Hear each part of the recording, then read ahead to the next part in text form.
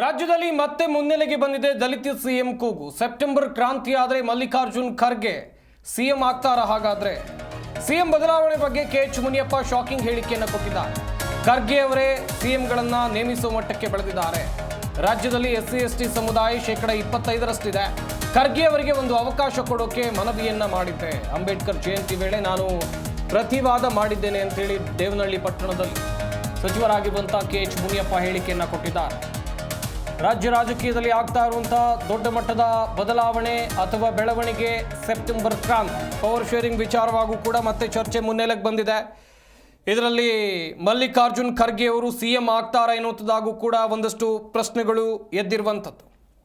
CM ಬದಲಾವಣೆ ಬಗ್ಗೆ K H Muniyappa shocking ಹೇಳಿಕೆಯನ್ನು ಕೊಟ್ಟರು.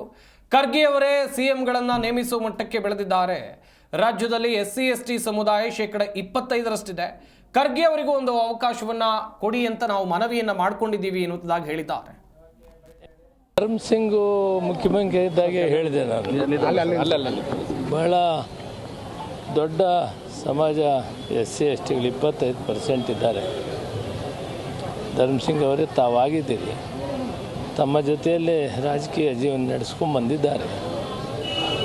ನೆಕ್ಸ್ಟು ಅವ್ರಿಗೊಂದು ಅವಕಾಶ ಮಾಡಿಕೊಟ್ಟೆ ಅಂತ ನಾನು ಧರ್ಮ್ ಸಿಂಗು ಮುಖ್ಯಮಂತ್ರಿ ಆಗಿದ್ದಾಗ ಅಂಬೇಡ್ಕರ್ ಜಯಂತಿಯಲ್ಲಿ ಪ್ರತಿಪಾದ ಮಾಡಿದ್ದೆ. ಸಂದರ್ಭ ಅವರು ಎಲ್ಲ ಹುದ್ದೆಗಳಿಗೂ ಹೋಗ್ತಾರೆ, ಇದು ಅವ್ರಿಗೆ ಸಿಗಲಿಲ್ಲ. ಅದು ಈಗ ಅಲ್ಲಿಗೆ ಹೋಗಿದ್ದಾರೆ ಅವರು. ಅಂದರೆ ಸಿ ಎಮ್ ಯಾರನ್ನ ಮಾಡಬೇಕು ಅಂತ ತೀರ್ಮಾನ ಮಟ್ಟಕ್ಕೆ ಅವರೇ ಹೋಗಿದ್ದಾರೆ. ಧರ್ಮ್ ಸಿಂಗು ಮುಖ್ಯಮಂತ್ರಿ ಇದ್ದಾಗೆ ಹೇಳಿದೆ ನಾನು. ಬಹಳ ದೊಡ್ಡ ಸಮಾಜ ಎಸ್ಸಿ ಎಸ್ಟಿಗಳು 25% ಇದ್ದಾರೆ.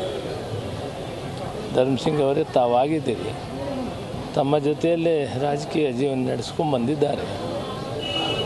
ನೆಕ್ಸ್ಟು ಅವ್ರಿಗೊಂದು ಅವಕಾಶ ಮಾಡಿಕೊಟ್ಟೆ ಅಂತ ನಾನು ಧರ್ಮ್ ಸಿಂಗು ಮುಖ್ಯಮಂತ್ರಿ ಆಗಿದ್ದಾಗ ಅಂಬೇಡ್ಕರ್ ಜಯಂತಿಯಲ್ಲಿ ಪ್ರತಿಪಾದ ಮಾಡಿದ್ದೆ.